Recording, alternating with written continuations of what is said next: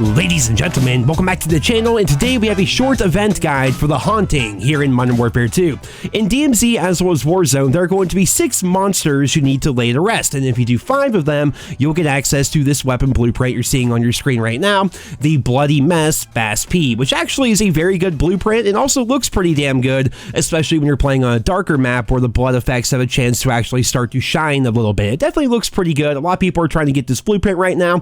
This is going to be a quick guide as to how to kill all 6 monsters and do all 6 challenges relatively easily, barring the other people in your lobby that may or may not be messing with you. First things first, we have the Butcher. The Butcher can actually be found at a number of different locations throughout the map. You're going to have to zoom in on your map once you load into Warzone or DMZ and find the Butcher's icon, then head over to that area. Once you get there, you're going to find the Altars of Lilith. In here, you're going to have to go through and activate each altar one by one. Every time you do that, it's going to take a little bit of time for the bar to fill up, and there's also going to be a bunch of zombies that spawn, as well as I'm sure enemy players also showing up because they also want to do the challenge.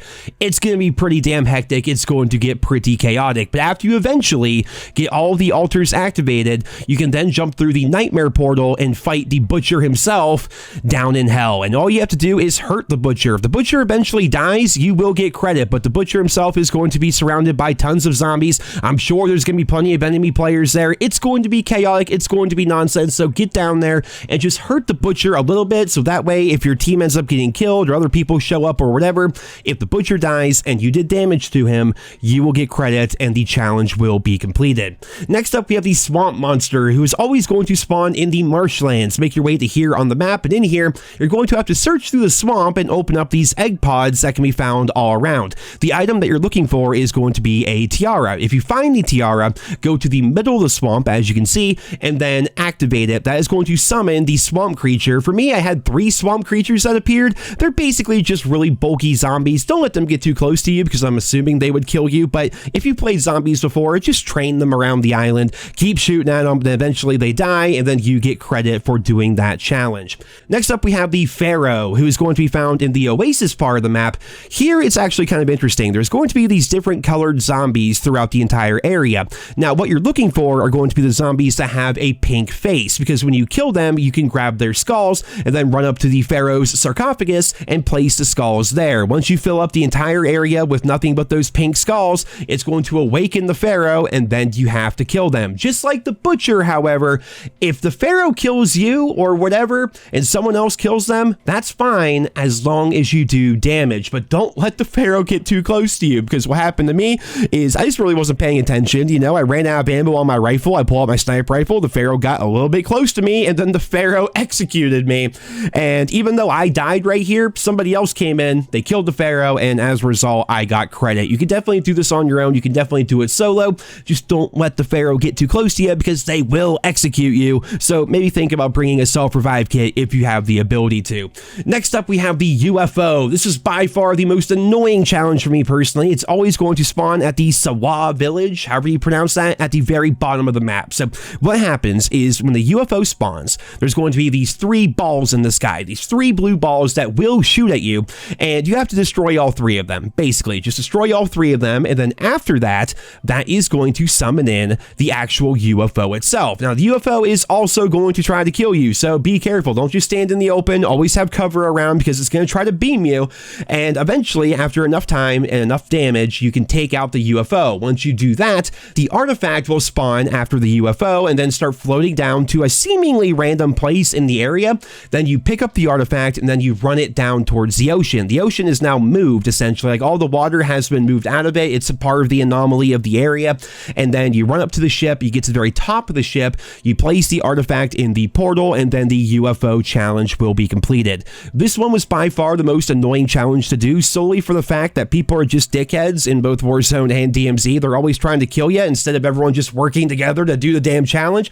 So my advice is, when you're doing this, just go do something else for the first bit, especially when you're playing DMZ. Hell, just go lay in the bush for the first 20 minutes or so and go like browse YouTube on your phone or something like that. Wait for the lobby to be around for a while. That way other people that are trying to do the challenges, they may just go and do them, and then they may just back out, or they may exfil or whatever. Just wait a bunch of time, then hopefully a bunch of people will already be gone from the lobby and you won't have nearly as much competition for the UFO, and then you can just show up and do it without having to deal with other players. That's the best advice I can give you on that, and honestly it's pretty true of all of the different challenges here, because right now, I mean, the COD community, what a bunch of assholes. We're all trying to do the same challenges together, but everyone has to kill each other instead of just making the challenges simple. That's just kind of how things go. Next up, we have the ghost train. So you're going to find the ghost train on the map anywhere on the train tracks, and then you just have to run up to it, go towards the very front of the train, and then go through the door. Now keep in mind, this is going to be completely booby trapped. There's going to be areas where there's going to be grenades that will straight up fall from the ceiling unless you deactivate them. There are going to be decoys that pop up. There's also going to be landmines on the ground. You need to go through here very slowly, because two of these things go off at once, you're straight up dead. And if you don't have a self-revive kit or a teammate to help pick you up, then you're pretty much screwed, right? I got lucky. I had another team that showed up, and one of them ended up actually killing me, but then they invited me to their squad after the fact, and then we slowly made it through together. And then at the very front of the train, once you make it up there, there's going to be a Lilith statue from Diablo and a safe. I don't have proper footage of it because the other person did it, but you open up that safe and there's going to be a heart in there, and then when you grab that, the challenge is completed. And mind you, if you're playing in a group, if a teammate grabs the heart, you get credit, as you guys can see right here. The ghost train can definitely be annoying because there's so many booby traps. You can't do it quickly. You have to go slowly through it pretty much no matter what. And if other players want to be jerks, then they're probably going to be jerks. So best of luck with the ghost train. And finally, the evil spirits. Basically, you have to loot containers at the quarry, at Al Mazrah City, at the fortress, as well as the airport. It says you're looking for a reaper, a ghoul, a specter, and a witch. What you're actually looking for are jump scares. You're not looking for items here. Keep this in mind. This actually confused me at first. You're not looking for anything in particular.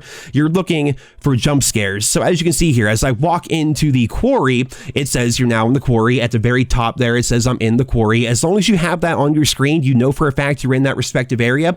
And within that respective area, there are going to be unique jump scares. At the quarry, for example, it's always going to be the Reaper. So if you get a jump scare by opening any container possible and the Reaper shows up and just goes boo, then you completed that challenge, right? And then if you go to Al Mazrah City and you get a jump scare and it's a ghoul, then you're good. If you go to the fortress and you get a jump scare, it's going to be a specter. If you go to the airport and get a jump scare, it's going to be a witch.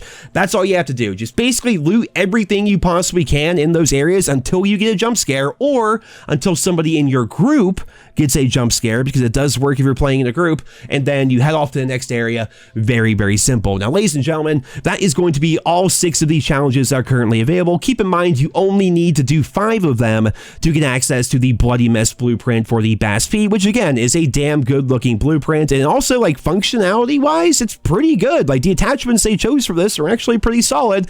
I'm enjoying using this variant quite a bit, and I think you guys will as well. So there you guys have it. That's it for this guide video here today. I hope you enjoyed it. Leave your thoughts and feedback down there in the comments. Drop me a like if it helped you out, and I hope you guys all have a wonderful day.